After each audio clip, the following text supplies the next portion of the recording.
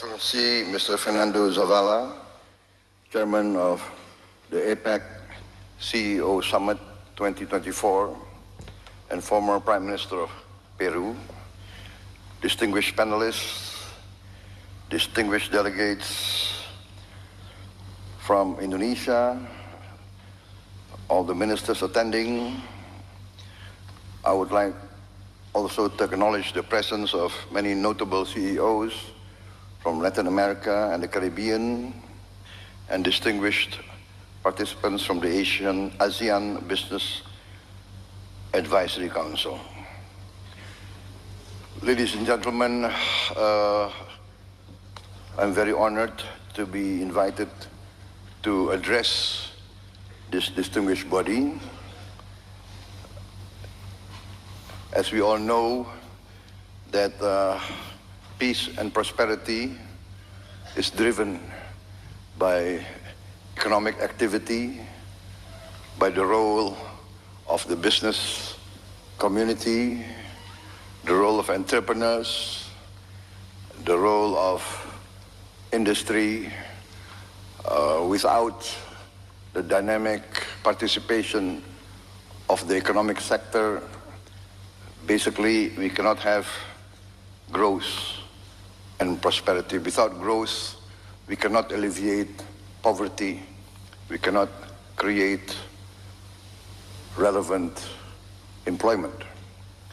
Therefore, I am very happy and very honored to address you, the drivers of economic growth in the Pacific region. The Pacific region, I think, is one of the most dynamic areas of the world. Economic growth, potential technological achievements, the demographics, the resources available in the Pacific and the Indo-Pacific regions, all point to a bright economic future for all. We have at the present geopolitical tension, but I am an optimist in the interests of humanity. I believe that the leaders of the great powers of the world, in the final analysis, will always opt for the common good. Rivalry is historical. There will always be rivalry. But our planet has become smaller. We are now in a planet full of technological breakthroughs.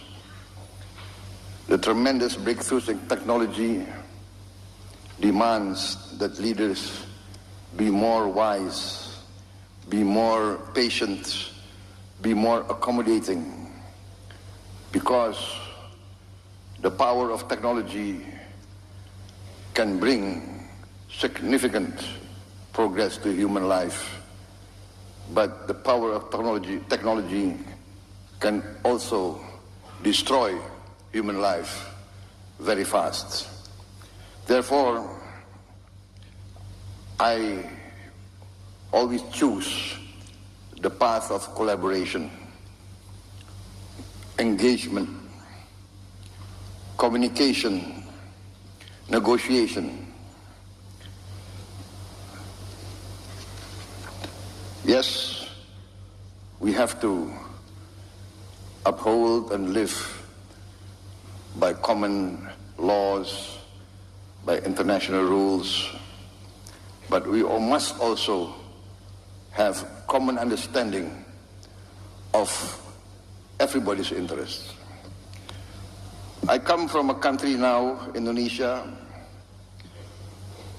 one of the largest countries in the world, fourth largest population.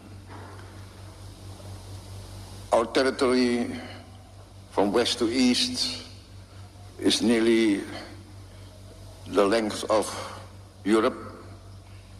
Europe has 27 countries or more. We are one country.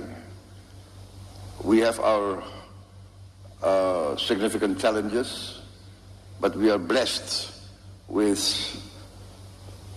abundant resources, significant territory, land and water.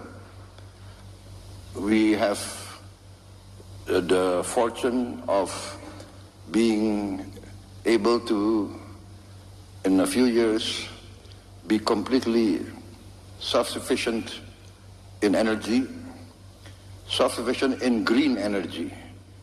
We will be perhaps one of the few countries that can achieve 100% renewable energy within a few years. We can replace fossil fuel by renewables. We have the largest geothermal potential. I think 60% of the world geothermal energy potential is in Indonesia. We have a potential, of course, solar energy, but our main strength will come from bioenergy, from the plant-based fuel that we can produce. We will be, I think, together with Brazil and maybe with the Congo DRC, we have the potential to produce fuel from plants, and this, I think, will create a lot of opportunities because we will save a lot on foreign exchange. The funds will circulate within our own economy.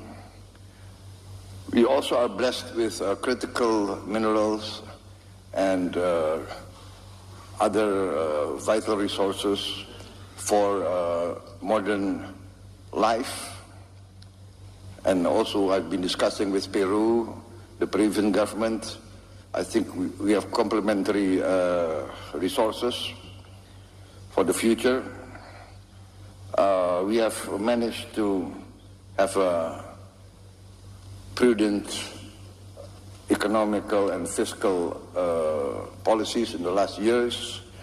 We managed to maintain growth even after the COVID. Our growth now is about 5%, higher than the global average. Our inflation is at 2%. We have challenges. We still have, I would say, we still have poverty at a large scale, large level, which I'm determined to bring down. And we do have a significant percentage of our children malnourished. I'm also determined to address these problems head on. Ladies and gentlemen, I am a firm believer in the role of private business. Before I entered government, I was also a businessman, an entrepreneur, so I do understand from both sides the concerns, the challenges faced by private business. I think private business wants a certainty of the legal system. Private business wants favorable economic climate, political climate, stability, security, and good conditions, favorable incentives, and this we are addressing. We have liberalized our laws. We open the health sector for foreign health companies. We are opening our education sector. We invite foreign universities to open campuses. We are inviting foreign hospitals to open their branches in Indonesia. We are going forward with more incentives. We have created several special economic zones, and we will create more of these special economic zones in order to invite the modern and advanced leading-edge technology, especially as the traditional economy. For instance, we are very bullish on our maritime industry, fisheries. I think we are now 3/4 of our national territory is water. We have tremendous potential for, let us say, a well-planned fishery program, aqua farming, and a lot of processing industries. We are determined to industrialize by downstreaming our resources, processing our resources. We have 26 commodities which we are determined to have a processing industry.